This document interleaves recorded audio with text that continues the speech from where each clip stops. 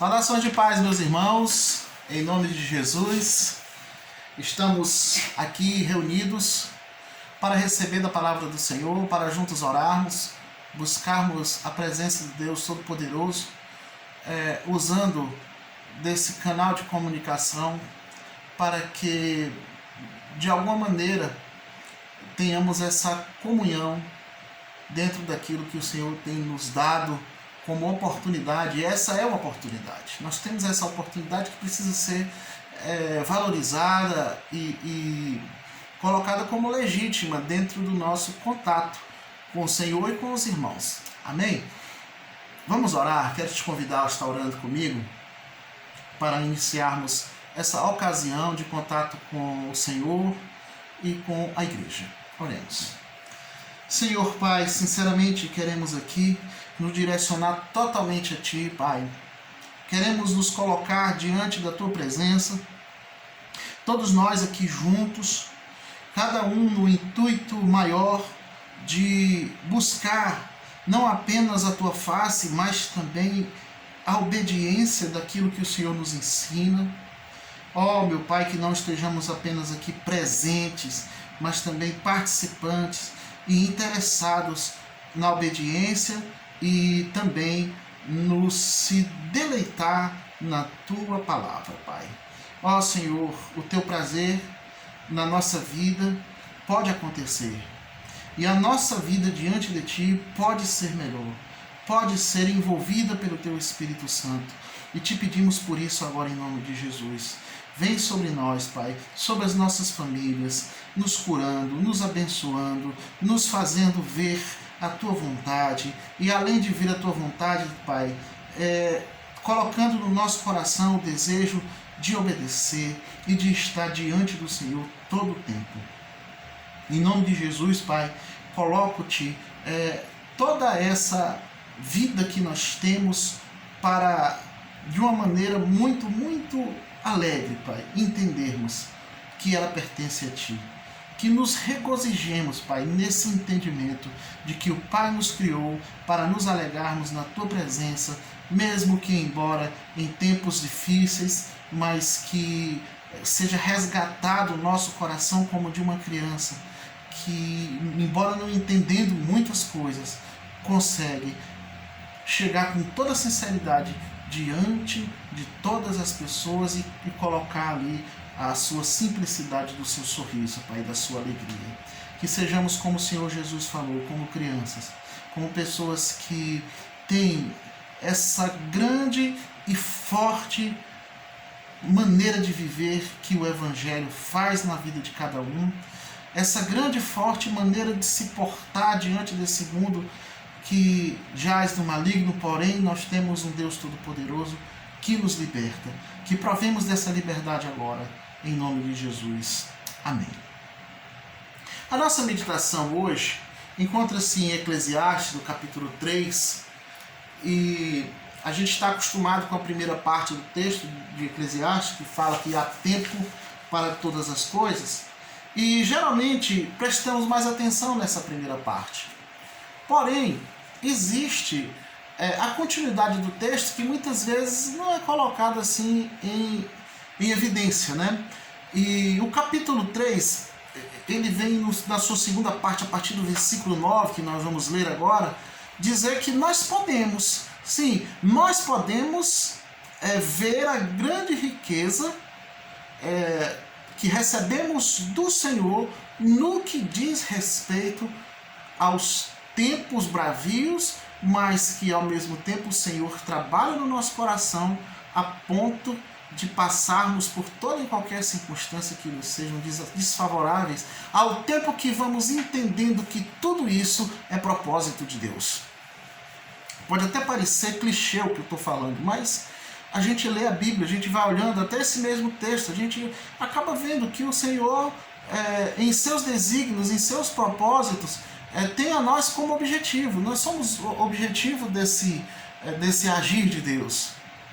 Nós somos olhados pelo Senhor, nós somos cuidados por Ele.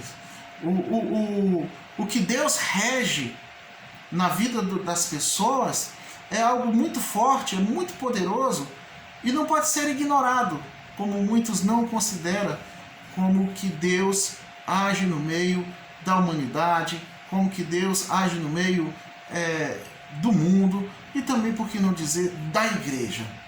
Então, ao ler esse texto, nós procuraremos entender a relação que existe do homem com o mundo, com a terra, com os tempos e com tudo aquilo que influencia a nossa vida e aonde Deus faz parte disso tudo.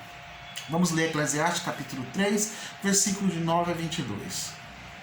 O que ganha o trabalhador com todo o seu esforço? Tenho visto a tarefa difícil que Deus deu aos homens para nela se ocuparem. Tudo que ele fez é apropriado ao seu tempo. Também colocou a eternidade no coração do homem, mesmo assim ele jamais chega a compreender inteiramente o que Deus fez. Compreendi que não há felicidade para o homem a não ser alegrar-se e fazer-se o bem enquanto vive. Compreendi que poder comer, beber e desfrutar do seu trabalho é um presente de Deus. Eu sei que tudo que Deus faz durará eternamente. Nada se pode acrescentar a isso e nada se pode tirar disso. Deus faz isso para que os homens o temam. O que já existiu. E o que há de ser também já existiu. Deus trará de novo o que já passou. Vi também que debaixo do sol havia a maldade no lugar da retidão, e que havia ainda mais maldade no lugar da justiça. Eu disse no coração: Deus julgará o justo e o ímpio, porque há um tempo para todo propósito, um tempo para tudo o que se faz. Eu também disse no coração: Deus prova os homens para que possam ver que são como os animais. O que acontece com os homens é o mesmo que acontece com os animais. A mesma coisa para ambos. Assim como um morre, morre também o outro. Todos têm o mesmo fôlego de vida. O homem não tem vantagem sobre os animais. Tudo é ilusão. Todos vão para o mesmo lugar, todos são pó e todos retornarão ao pó. Quem sabe se o espírito do homem vai para cima, se o espírito do animal desce para a terra? Assim conclui que não há nada melhor para o homem do que desfrutar do seu trabalho, porque esta é a sua recompensa, pois quem o levará a ver o que acontecerá depois que ele se for? O que nós acabamos de ver nesse texto, meus queridos, vale a pena fazer determinadas perguntas dentro desse texto para alcançarmos respostas que sejam valiosas para o entendimento e, ao ponto que entendemos, venhamos a aplicar na nossa vida. Então, o pregador, ele pergunta: vale a pena trabalhar? Vale a pena se entregar às grandes demandas da vida? Eu queria fazer essa pergunta porque é algo que as pessoas objetivam até mesmo quando estão estudando, arrumar um bom trabalho, futuramente. E, aliás, quem estuda tem como profissão ser estudante. E trabalhar tanto é difícil quanto pode ser também pesado. A ênfase do texto vem assim, meus irmãos, porque se Deus não tivesse nos dado trabalho, nós logo imaginamos a situação de Adão e Eva, que de alguma maneira eles tinham o trabalho no Jardim do Éden também. Mas se formos decidir viver como crianças pequenas que não têm tarefas sólidas, a vida nos leva ao trabalho, à produtividade. À medida que vamos crescendo, vamos amadurecendo, precisamos ser produtivos. Ser adulto é viver como se fosse uma criança, não faz sentido. Como se tudo viesse na nossa mão todo o tempo. Não, a gente vai ficando grande e deixamos de ser aquele bebezinho bonitinho, que vai crescendo, que todo mundo acha bonito, acha engraçado. Não, as responsabilidades, elas vão chegando, elas vão aparecendo à medida que nós crescemos. O verso 10 e 11 que ele já diz justamente aquilo que eu estou afirmando, que diz: tenho visto a tarefa difícil que Deus deu aos homens para nela se ocuparem. Tudo que ele fez é apropriado ao seu tempo. Né? Tudo que ele fez é apropriado ao seu tempo. Também colocou a eternidade no coração do homem. Mesmo assim, ele jamais chega a compreender inteiramente o que Deus fez. Na verdade, a primeira parte do texto, né, que fala há tempo de abraçar e deixar de se abraçar, há tempo de plantar e tempo de colher, é uma preparação para os conceitos dessa segunda parte que a gente acabou de ler e que nós estamos aqui meditando. E essas duas partes nos fazem entender melhor a relação que existe entre o tempo e a nossa forma individual de viver, ou as nossas individualidades. Quero explicar isso melhor, né? Como é que se dá essa relação entre o tempo que vai passando e o nosso ser, né? O nosso ser individual. Se nós lermos o versículo 1 e logo em seguida lermos o versículo 11, nós notaremos que eles estão perfeitamente ligados. Acompanhe comigo o versículo 1 com 11. Tudo tem uma ocasião certa e há um tempo certo para todo propósito debaixo do céu. Tudo que ele fez é apropriado ao seu tempo. Veja que o versículo 1 e 11, falando a mesma coisa, nos traz um entendimento de que Deus varia em suas ações. Que o Senhor não estabelece os tempos, as eras e as épocas do mesmo jeito. Que ele alterna, que as coisas mudam, embora possam se repetir, mas nunca é a mesma coisa. E quem somos nós diante dessas não mesmas coisas? Como nós podemos nos relacionar com Deus, com o tempo, com os homens, com as pessoas, sendo que tudo muda toda hora? Sendo que nem sempre as coisas são iguais. E ainda tem outro fator. Nem sempre as ocasiões são iguais para todos. Por quê? Porque enquanto uns estão chorando, outros estão alegres. E eu ouvi uma frase esses meses atrás, né? Eu acredito até que seja uma dessas frases novas que surgiram, né? Que diz que enquanto uns trabalham, outros se divertem. Dificilmente as pessoas estarão fazendo a mesma coisa na mesma hora. E isso não está no texto. Mas se nós olharmos para o cotidiano da vida, nós vamos constatar que essa realidade ela é bem presente. Existem pessoas que nesse momento estão enfermas e outras estão gozando de uma saúde fantástica.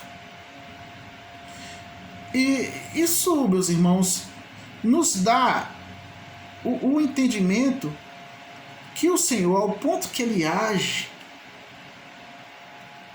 Ele é tão grande que o nosso alcance de entendimento não chega.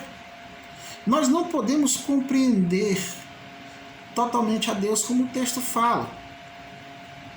Mas nós podemos nos comprometer em ser aqueles que procuram desenvolver suas relações o mais próximo possível daquilo que Deus espera de nós.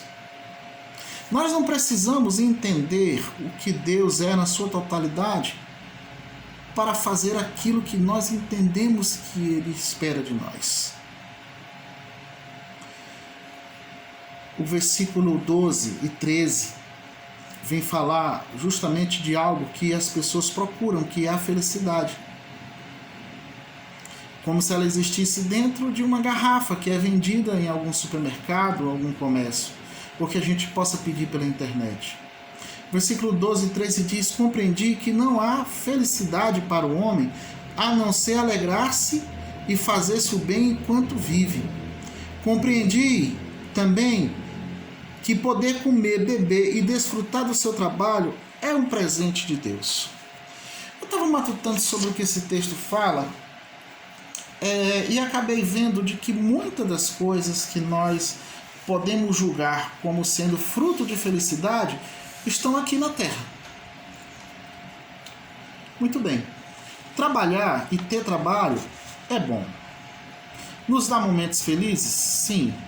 Nada melhor do que ter uma tarefa concluída, bem feita e aprovada. Isso realmente nos traz felicidade, nos faz nos sentir útil, como se nós estivéssemos sendo colocados em um lugar de honra.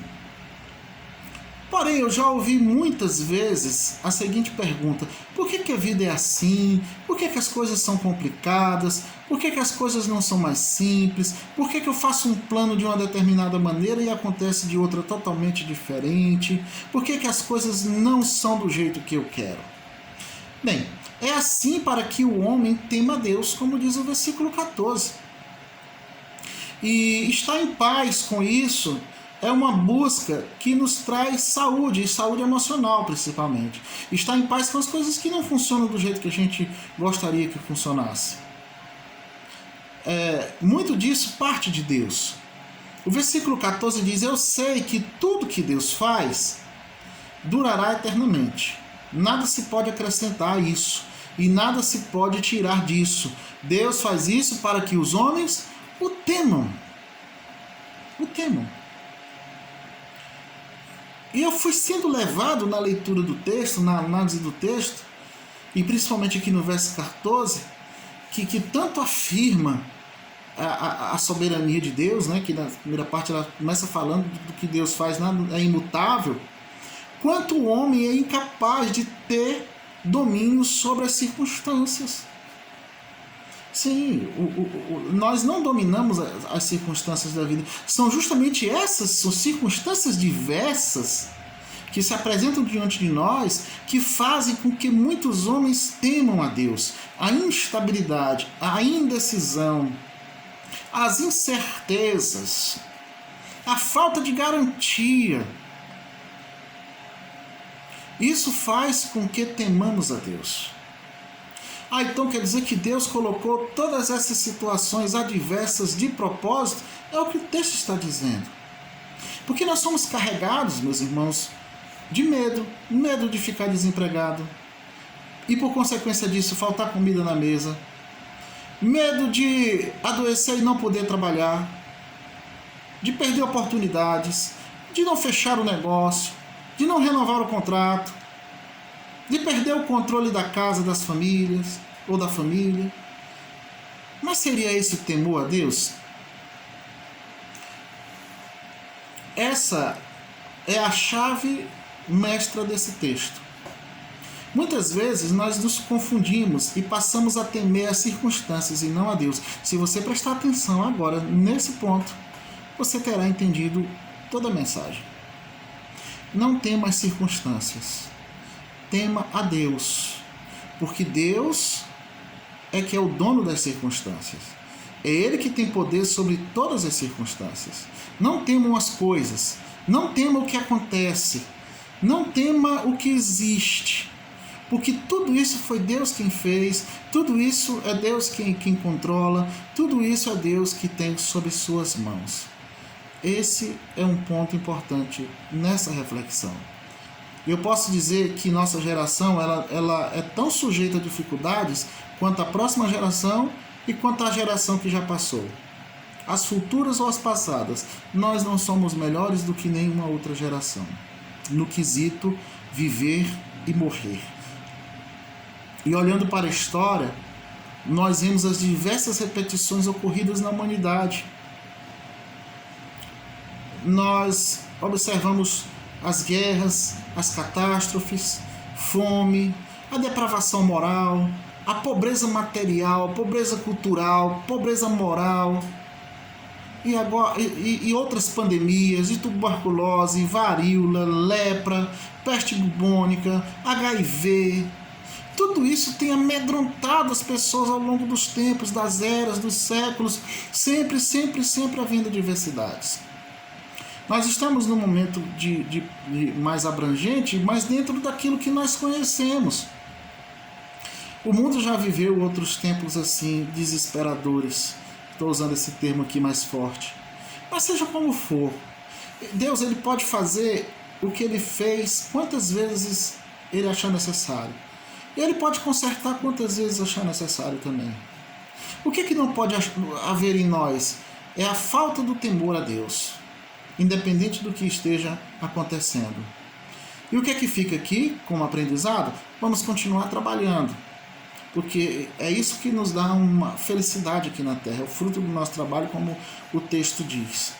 E enquanto Deus nos conceder vida, que nos alegremos com isso, que fiquemos felizes com isso, em poder ser, produzir, celebrar as oportunidades que você tem e as oportunidades que os outros também recebem, porque não falta trabalho. O que é natural para o homem é ter trabalho para que ele se desenvolva em cima dele, certo?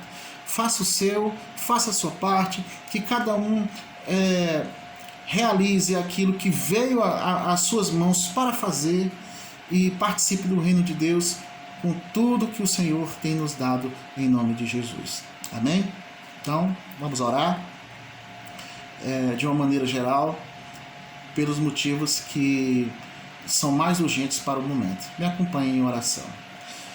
Pai bendito Deus, te peço pela nossa cidade, te peço pela cura das pessoas, te peço, meu Deus, pelo consolo das famílias enlutadas, que o Senhor esteja visitando com o seu Espírito Santo, alocando, ou seja, meu Deus, colocando de uma maneira muito especial o bálsamo da consolação em toda alma que estiver passando por algum momento de dor, de perca ou de necessidade.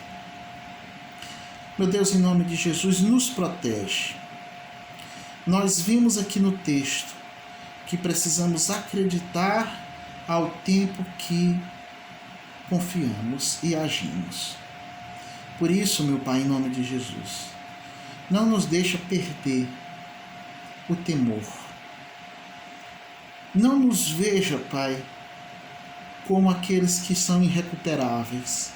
Tem misericórdia de nós e nos coloca, meu Deus, no rumo certo, e que temamos a Ti, que não falte na nossa vida esse buscar, em nome de Jesus. Amém. Que o Senhor nos abençoe grandemente, meus irmãos. Glória seja dada ao Deus Todo-Poderoso.